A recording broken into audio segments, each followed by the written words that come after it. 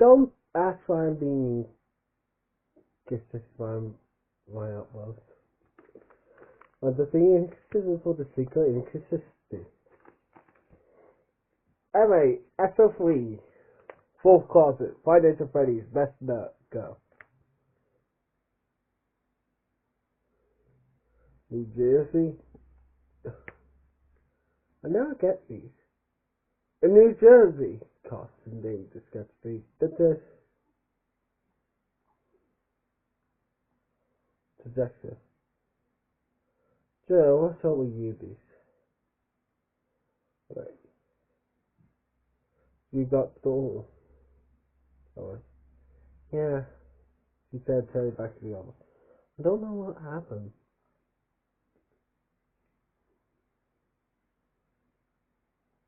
Did she say where she was going? Well, I asked about falling. Just as for there.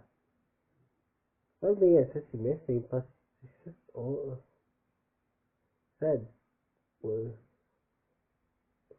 you have to leave. She wouldn't tell me where. You could always ask her cards instead. John looked at her, startled. Have you seen her? Cards was took her. Oh yeah, my plane just got it.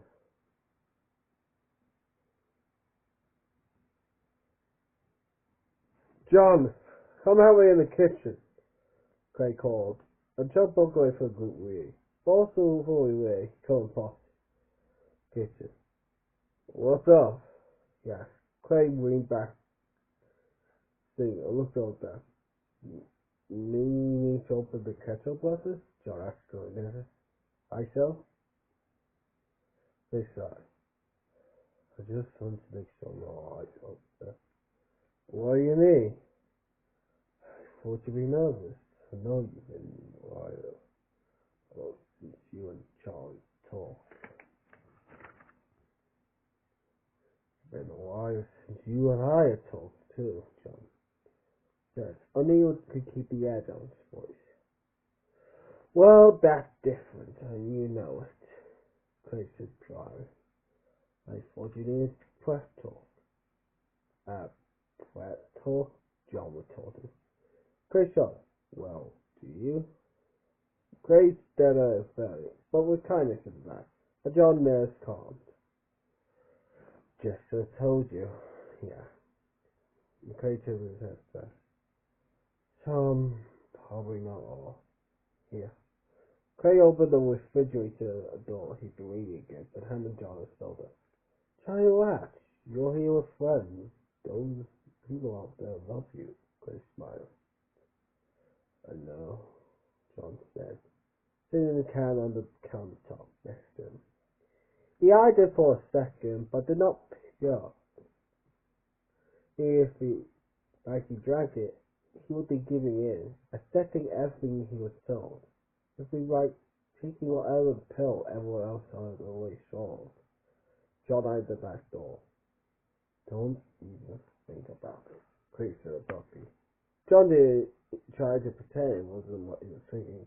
Craig sighed. No, it must be hard. I know how much. I can't say it properly. I know how hard this must be for you. Do you? John responded softly. Okay, Spencer didn't say. Stay and talk to her. I think you're all that to her and to yourself. John's eyes were still fixed on the door.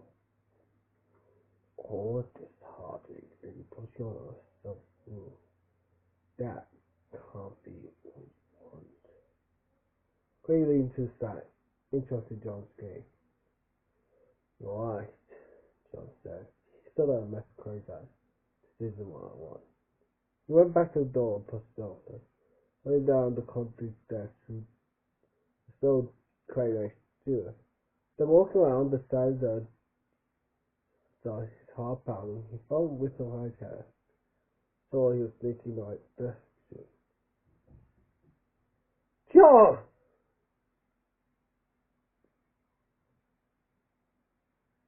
John! Someone called from behind her. The familiar voice sent a jolt through him. He stopped. closed his eyes for a second. He heard the stone wall. The sound vanished as he crossed the hill. He opened his eyes, turned towards the voice. She was standing a few feet from him. Thanks for stopping, Charlie said.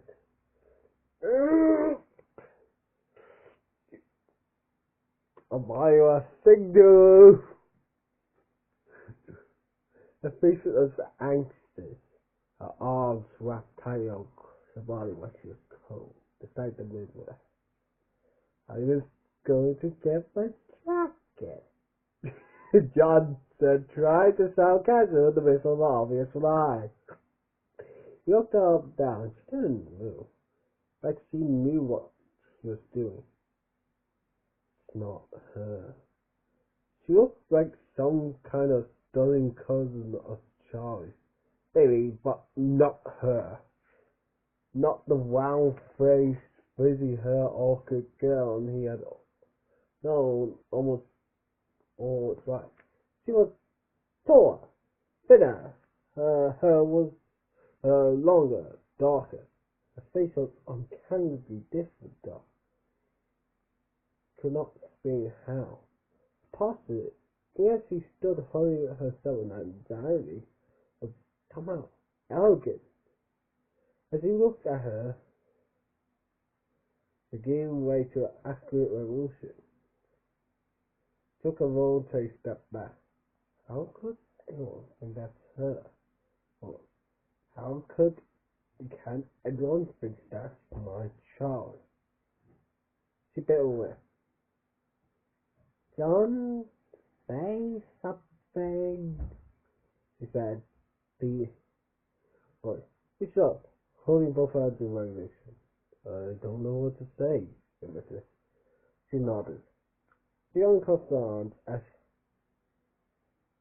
she was holding them that way. She began to pick her nails instead. So happy to see you, she said, sounding like she was about to cry. John softened, but telling the freeing now. Too, he said in a moment. I miss you? She gasped. His speech was something. John and I okay, but I felt like still. I had to get away for a while. So I went on and said, tonight, John, I thought I was gonna die. I thought you did, he said, trying to show the lump right in the floor. You know what? That's gonna be the quote for this episode. I thought you did. I like quotes like that. She hesitated. You don't think I'm me? Yes, softly as that. He looked down at his street window, unable to say the word to her face. Jessica told me it's okay, John, he said. I just want you to know that it's okay. It's okay. There. And still as red-lit as ever. Her eyes were bright with tears.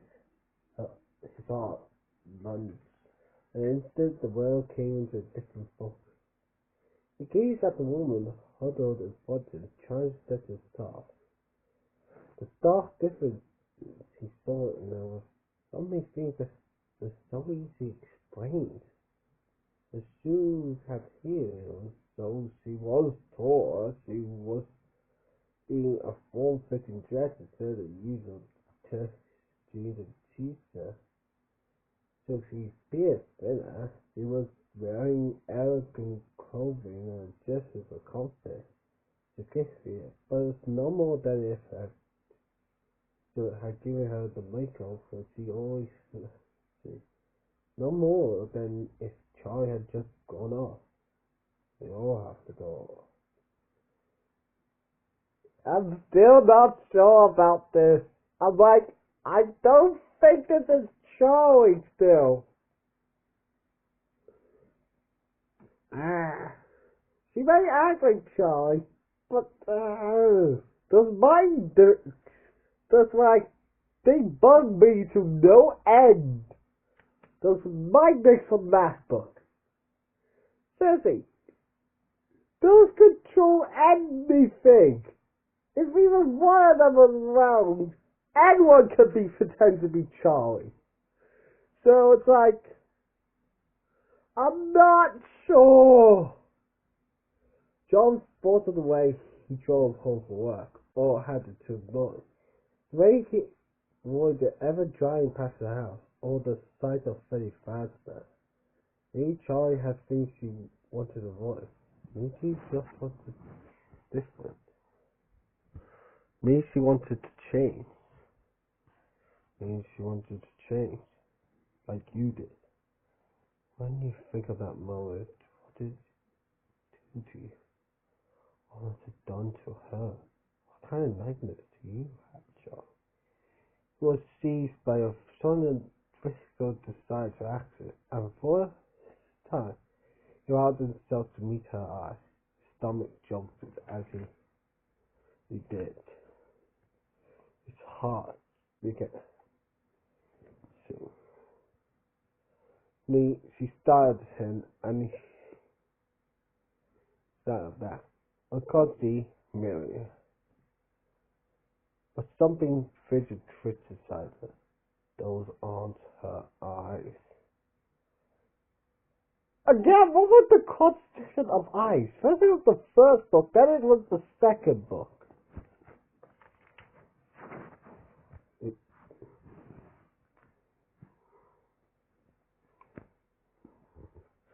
John shifted gaze, a calm coming over it. Charlie looked more confused. Charlie, John said carefully, do you remember the last thing I said to you before you shoot? See how the gaze shook his head. I'm sorry, John. Said, I don't remember a lot about that. He just admitted me. I remember being in a zoo. I passed out, I think. 4 hours? Sure you don't remember. He repeated gravely. It seemed impossible that she could have forgot. See, she didn't tell me. But you hurt? He asked briskly. She nodded silently, her eyes filling with tears. Oh, this up. This time she didn't look cold. She looked like she was in pain. Maybe she was. John took a step closer to her. Only suddenly, destined to promise her that everything would be alright. But then her eyes met his again. And he stopped. Stepped back. She extended her hand, but he didn't take it. Again, she crossed her arms all over her body. John, would you meet it tomorrow? He asked steadily. Why? He said before he could stop herself, but she did not laugh. I just wanted to talk. Give me a chance. Her voice rose secretly, and he nodded. Yeah, see you tomorrow. Meet you tomorrow, of course. That's in place, okay? He added carefully. You see how he but the Italian place? First date, she said easily, and gave a gentle style. The tears seemed to have started. Around 6? John goes deep there. Yeah. He met her gaze again, and did not look away, letting herself take rest in her eyes. First time that night, she looked back at him, motionless, like she was afraid she might scare him away. John nodded, then turned and left without nowhere. He walked quickly back to his car, struggling to keep his peace even. He'd done something wonderful, and almost like he made a horrible mistake. It felt strange, seeing a loss. And Joe through the door, he pictured her face again. Those weren't her eyes. Okay, bad quote. I found a bad quote. Oh, we're sitting shy! Yes! I want to know what happened to you. What the fuck were you thinking? Seriously, you came back alive. But we're sitting outside! Yes! Thank God! Charlie watched him go. We should start until we see how to start. He doesn't believe me. Jessica does not want to tell about John seeing and this, but his rules is to speak to him now. So he's so worried. Even to announce at present that they indicted was the stick. Can he figure I'm not me? I wish my theory is right that we were going to switch to Charlie at some point. To see her opinions on this. And it's awesome! Oh, I love it. I love it so much! The tail lights of John's car vanished around a bend. Charlie stared into the dark where he had been, not wanting to return to the bright, noisy house. Carter would tell her a joke, gesture, a moral, comfort her the way they always did the diner that day. When she had come to show them that somehow, impossibly, she had survived. The walk from her car, where Aunt Jen's borrowed car, towards the diner had felt vital that day. The stomach bubbling anxiety in food knew, of course, that they would be happy to see her. How could they not? Every step was stiff, uncertain. Every time she moved, it hurt. Her body sore over from the day before, though there was no marks on her shoulder. Even breathing was stained on the area. She hadn't she forgot to do it. She would stop. Dahlia actually to right there on the pavement unless she reminded take a breath. She could see them through the window as she made her way through the diner, her heart racing. And then they saw her. But everything she had did her. Ma Jackson ran to the door, jostling over who first, crying at the sight of her living face. There shall be left the walls of their reach. But before they even let go, she was looking. When she saw him, his back to the door, she almost called out his name. But something stopped her. That's something she could not hear. As he watched into it, as he failed to come to it, he threw in his hand like a weapon. John! She called up back, but he did not turn around. Ma and Jackson stood out the window.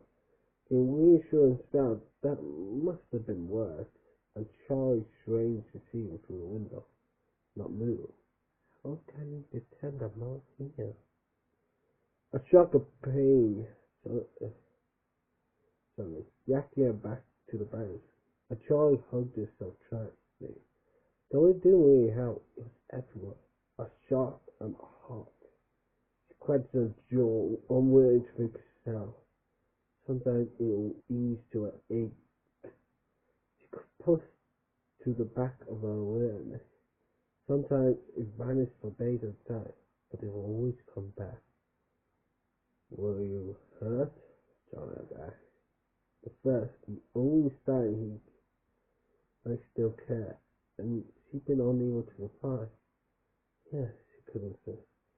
So was and still am. Sometimes I just die on it. But what I feel now is after of what it used to be. It's like all my bones are broken. It feels like because I'm twisted and torn. It feels like my head has cracked open and things are leaking out. And it happens again and again. She clenched her teeth, taking the river back until it began to show in the suit. Charlie? Are you okay? Justice said quietly. A being still on the walkway outside cries out. Charlie nodded. I didn't hear you come over, she said hoarsely. Something to ask you. It's the phone, Charlie snapped. And no. Jackson sighed. Took a Charlie shook her. Sorry, didn't mean to. I know, Jackson said. But Charlie sighed. Closing her eyes. It's not the one die. They did not die. You can only remember that gruesome night of sadness, of force, where all craft and whispered, hazy and muddled, every circle showing on the central point, single unmistakable stabbing sound of spring sparks. Joy through. I felt Jessica's hand touch her shoulder. She opened her eyes, looking helplessly at her friend. Thinking just needs time, Jessica said gently. How much time can we need? Joy asked, and the words sounded like stone.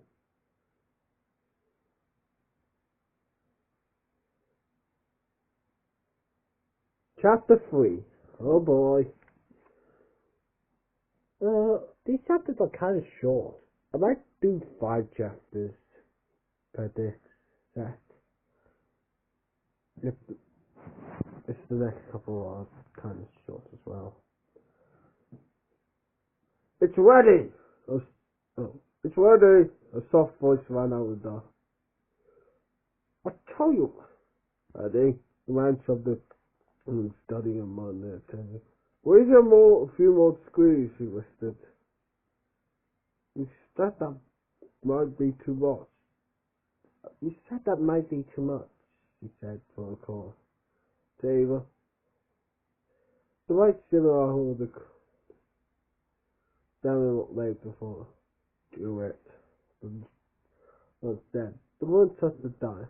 Then we called his son. What is it? He demanded. He didn't take his eyes off the moment.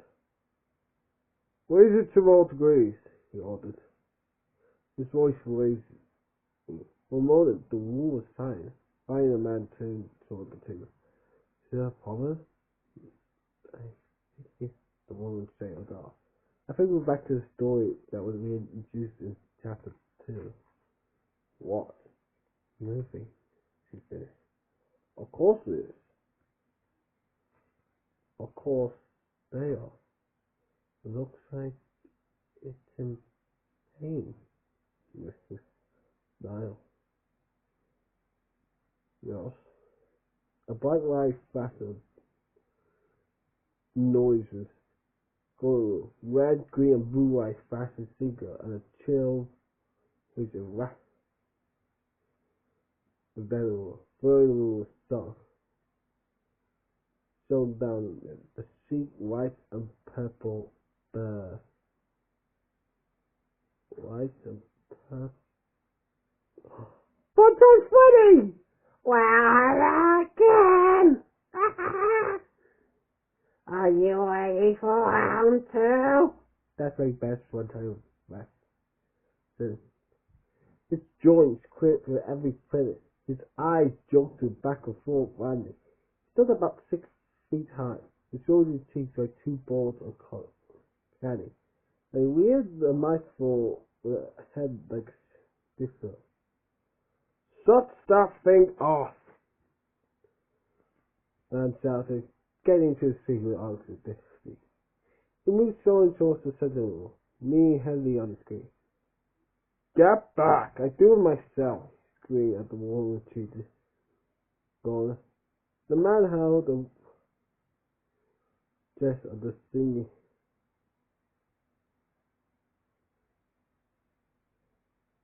There. Died the casket. Extending his arm all the way into the opening, pulling whatever he could find.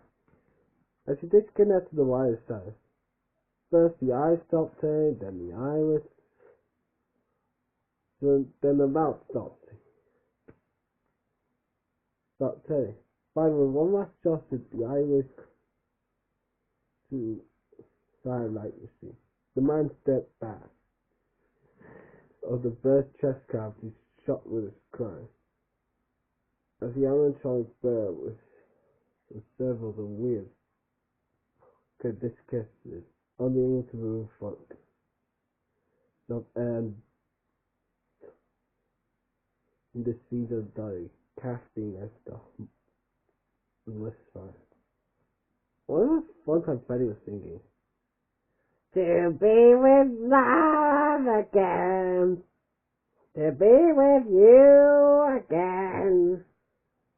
All the times we have the fun, all the fun times with us.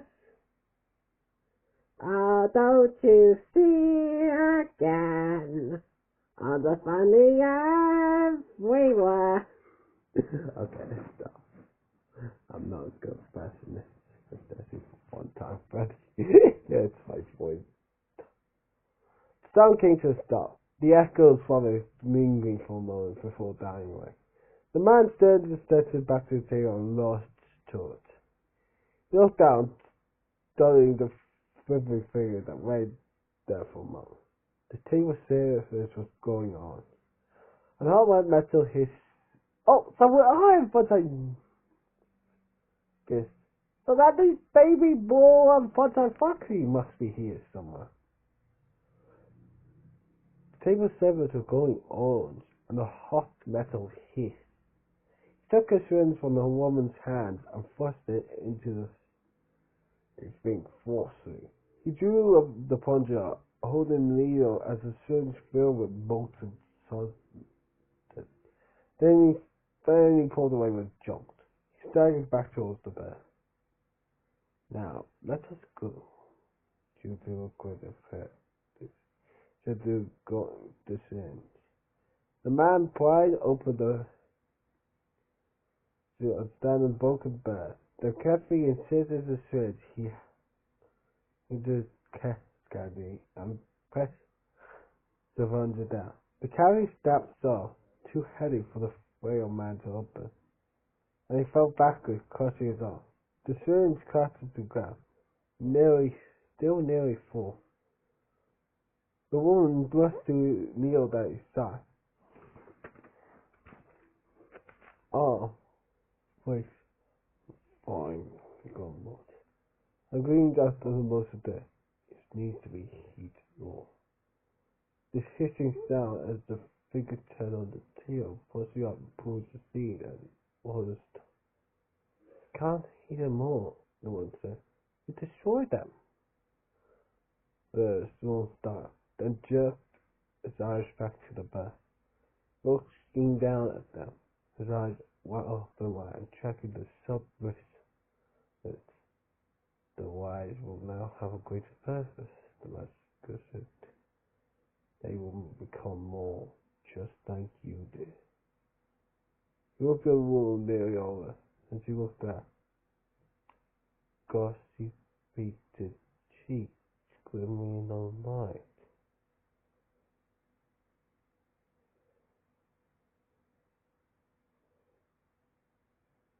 You can hear them more. You can't hear them more. You destroyed them. That's my circus baby voice. You can't hear them more. The show is about to begin.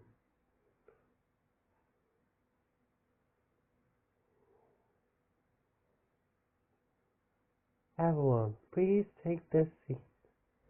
You can't hear it anymore. You can't hear them more. You destroyed them. But damn! When I said the circus baby was here, circus baby was here. That is circus baby. Oh, hype mode engaged. So, what do you think of my fun time Freddy impression and my baby impression? I'm doing pretty good. I think I did better with the baby impression than the fun time Freddy impression. Well, I know again! I don't know how he does it. But I'm definitely doing good with the baby impression.